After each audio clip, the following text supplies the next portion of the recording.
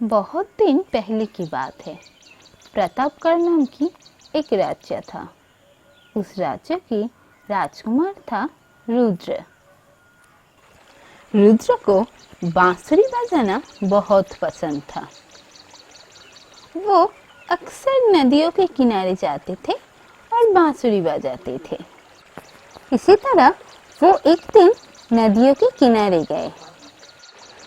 प्रकृति की शोभा कितनी सुंदर है। जब भी प्रकृति की ये शोभा दिखता हूँ, ऐसा लगता है भगवान ने प्रकृति को सबसे खूबसूरत बनाया है।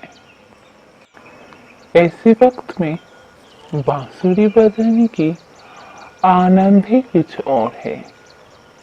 थोड़ी बांसुरी बजाते हैं।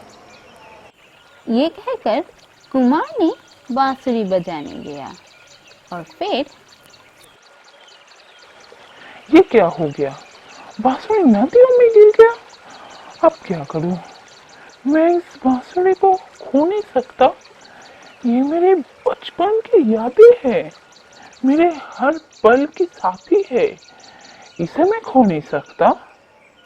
राजकुमार की ये सारी बातें सुन रहा था एक मेढक। उसने कहा, राजकुमार राजकुमार, मैंने आपकी सारी बातें सुन ली। मैं आपके दुख को समझ सकती हूँ। मैं आपकी मदद कर सकती हूँ। उस बांसुरी को नदियों से लेकर आ सकती हूँ, पर मेरा एक शर्त है। राजकुमार ने देखा एक मेढक उसकी तरफ देखकर बातें कर रहा है। उसने कहा, क्या कहा तुमने? तुम मेरे बांसुरी को ला सकते हो? बोलो, तुम्हारी क्या शर्त है? आप मुझे अपने साथ महल लेकर जाएंगे और हमेशा अपने साथ रखेंगे। कभी आपसे अलग नहीं होने देंगे। अगर आप ये मान लेंगे तभी मैं उस बांसुरी को लेकर आऊंगी। मैं तैयार हूँ दोस्त। तुम मुझे वो बांसुरी ला के दो। मैं तुम्हारी सारी बातें मानने के लिए तैयार हूँ। उसके बाद मेढक ने उस बांसुरी को नदियों से लेकर आया। पर बांसुरी मिलने के बाद राजकुमार ने सारे बातें भूल गई। उसके दिए हुए सारे वादे भूल गया और वो वापस चला गया महल में बिना मेढक को लेकर। इसके बाद दिन गुजरता गया और राजकुमार भी नदियों के किनारे जा नहीं पाया। एक दिन रात को बहुत बारिश हुआ और उसी बारिश में पूरी तरह भीग गया वो मेढक। अगले दिन सुबह राजकुमार ने फिर से गया नदियों के किनारे। आते ही उसकी नजर गया उस मेढक पर। मेढक की तबीयत बहुत ही खराब था। मेढक को देखते ही राजकुमार को याद आया, राजकुमार राजकुमार, मैंने आपकी सारी बातें सुन ली। मैं आपके दुख को समझ सकती हूँ। मैं आपकी मदद कर सकती हूँ। उस बांसुरी को नदियों से लेकर आ सकती हूँ, पर मेरा एक शर्त है। मैं तैयार हूँ दोस्त। तुम मुझे वो बांसुरी ला के दो। मैं तुम्हारी सारी बातें मानने के लिए तैयार हूँ।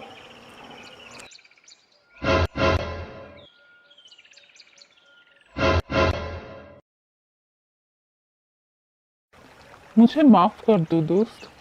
बांसुरी मिलने के बाद मैं भूल ही गया तुमसे जो वादा किया था और मैं वापस चला गया था। आज मैं तुम्हें महल ले जाऊंगा। तुम्हें हर वक्त मेरे साथ रखूंगा। कभी मुझसे अलग नहीं होने दूंगा। चलो दोस्त, मेरे साथ चलो। उसके बाद राजकुमार ने मेढक को साथ लेकर महल चला गया। राजकुमार ने सुबह शाम मेढक की देखभाल करने लगा और धीरे से मेढक की तबीयत ठीक होने लगा। एक दिन राजकुमार ने मेढक को साथ लेकर अपने बगीचे में घूम रहा था और चलो दोस्त, आज तुम्हें मैं अपने बगीचे दिखाता हूँ। इस बगीचे की सारे पेड़ मेरे बहुत प्यारे हैं, पर सबसे ज्यादा जो प्यारा है वो है ये पेड़। चलो दोस्त, मैं तुम्हें मेरे सबसे प्यारे पेड़ से एक फूल देता हूँ। उसके बाद कुमार ने एक फूल लेकर उस मेढक को दे दिया।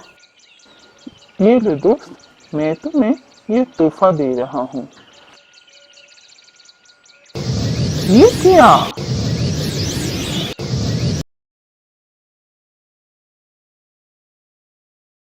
तुम कौन हो? मैं कुसुमपुर राज्य की राजकुमारी कुसुम कुमारी हूँ। मैं इतने दिनों तक एक श्राप की जिंदगी जी रही थी।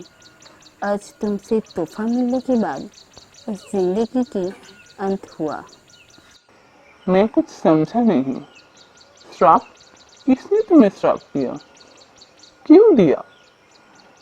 तो फिर सुनो, मुझे अपनी खूबसूरती पर बहुत ही अहंकार था। मैं खुद को सबसे ज़्यादा खूबसूरत मानती थी, इसीलिए सबको छोटा करके देखती थी। मुझे बदसूरत चीज़ों से नफरत था।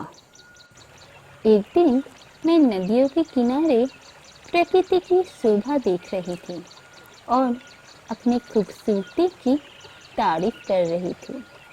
अचानक प्रकृति की शोभा कितनी सुंदर है, पर मेरी सुंदरता के आगे ये सारी चीजें छोटी है। भगवान ने मुझे सबसे खूबसूरत बनाया है। मुझसे ज्यादा खूबसूरत इस दुनिया पे नहीं मिलेगा। अचानक मेरे पास एक मेढक आके बैठ गया। मुझे तो बहुत गुस्सा आ गया, क्योंकि मुझे बदसूरत चीजों से नफरत था। इसलिए पता नहीं ऐसे बदसूरत जानवर कहाँ से चला आया। भगवान ने इतनी सुंदर प्रकृति में ऐसे बदसूरत जानवर को कैसे लाया? मेरी बात सुनकर मेढक को बहुत गुस्सा आया। उसने कहा, तुमने क्या कहा राजकुमारी? तुम्हें पता है मैं कौन हूँ? मैं इस मेढक राज्य की रानी हूँ। तुमने मेढक को अपमान किया। तुम्हें अपनी खूबसूरती पर बहुत नाज है। मैं तुम्हें श्राप देता हूँ। जिस मेढक से तुम्हें नफरत है, उसी मेढक बनकर रहोगी। सारी जिंदगी मेढक बनकर रहोगी।